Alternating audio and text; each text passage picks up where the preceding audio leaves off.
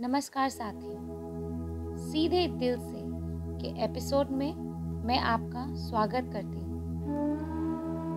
आप सभी के आशीर्वाद से सीधे दिल से के कार्यक्रम को अपार सफलता मिल रही है।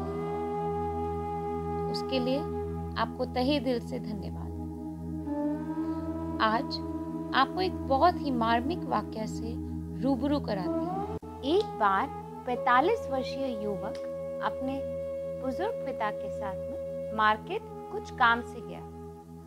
मार्केट से लौटते वक्त बेटे ने सोचा, क्यों ना मैं अपने पिताजी के साथ एक बड़े से अच्छे से रेस्टोरेंट में खाना खाऊं। तो बेटे ने गाड़ी जो थी वो रेस्टोरेंट की तरफ घुमा ली।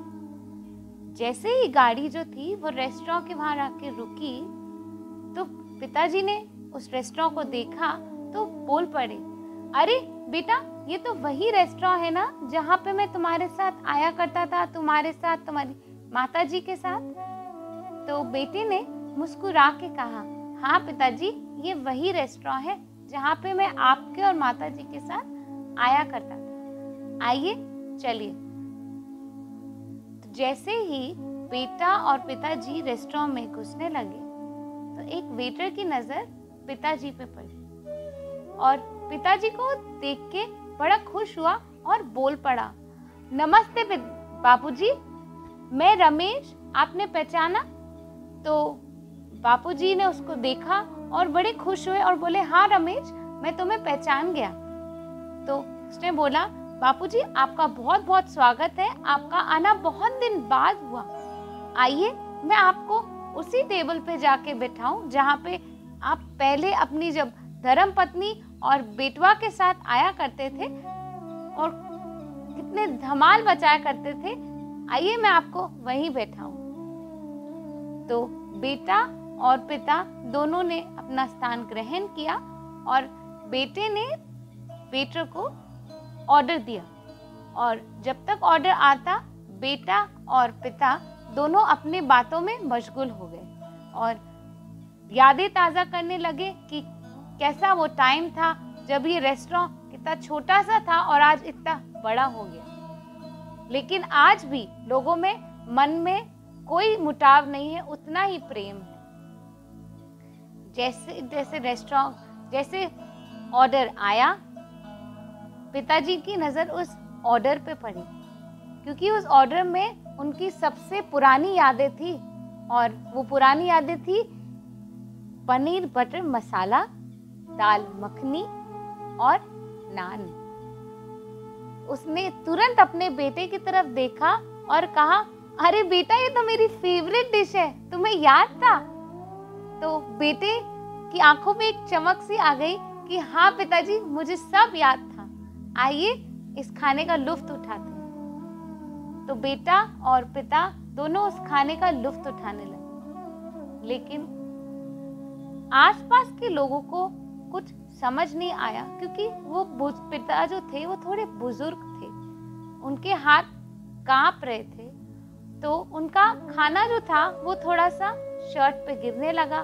तो आसपास के लोग उन्हें थोड़ी अचंभित तरीके से देखने लगे कि ये कैसा इंसान है कि इसको खाना खाना नहीं आता और अपनी शर्ट पे गिरा रहा है, अपनी पैंट पे गिरा रहा है। बेटे ने उनको देखा लेकिन उनको इग्नोर कर दिया। अपने पिताजी के साथ खाने का लुत्फ उठाने लगा। खाना खत्म हुआ, बेटे ने उनको थोड़ा सहारा देके हाथ पकड़ के वॉशरूम तक ले गया और वहां उनकी शर्ट साफ की, सारे दाग हटाए, मुंह पोंछा, बाल में कंघी की और चश्मा साफ करके आंखों पे पहना दिया।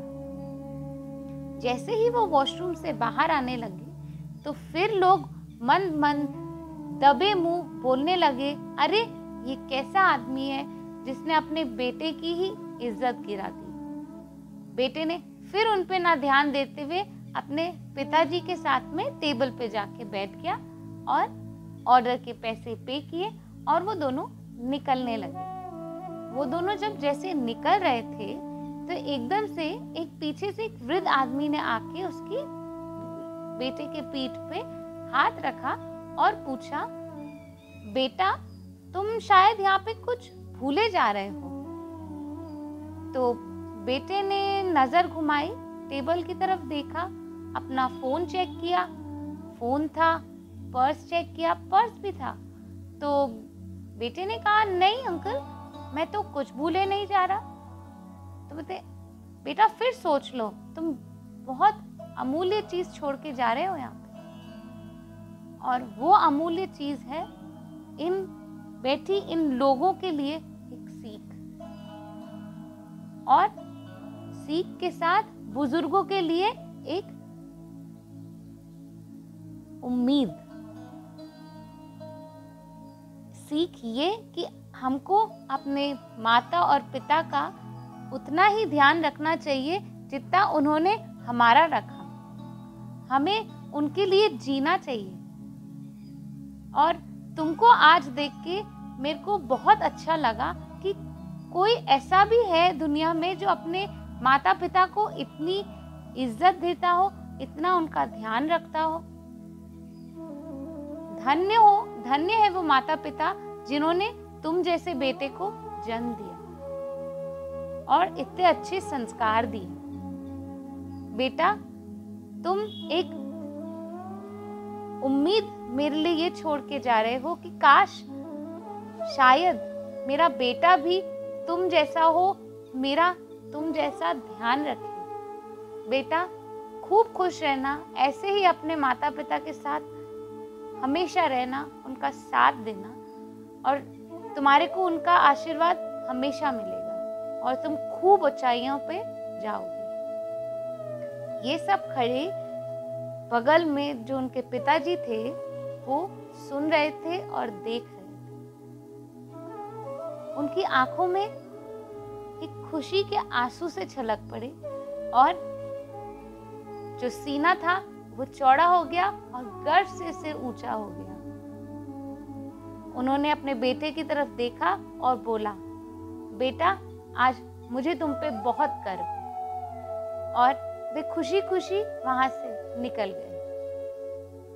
तो दोस्तों, इस वाक्य को जो मैंने आपके सामने रखा है उससे एक ही चीज है कि आप अपने बुजुर्गों व रिश्तेदारों व माँ बाप का खूब ध्यान रखें, क्योंकि वो ही हमारी धरोहर है। जो आज हम हैं, जिस मुकाम पे हम हैं, हम उन्हीं के कारण हैं। तो उनका खूब ख्याल रखें, उनको समय दें, क्योंकि आज वो है तो हम हैं, वरना कुछ भी नहीं। तो दोस्तों, मैं एक सोच आपके सामने छोड़े जा रही हूँ कि जो बच्चे अपने माँ बाप का ध्यान रखते हैं उन्हें खूब तरक्की मिलती है।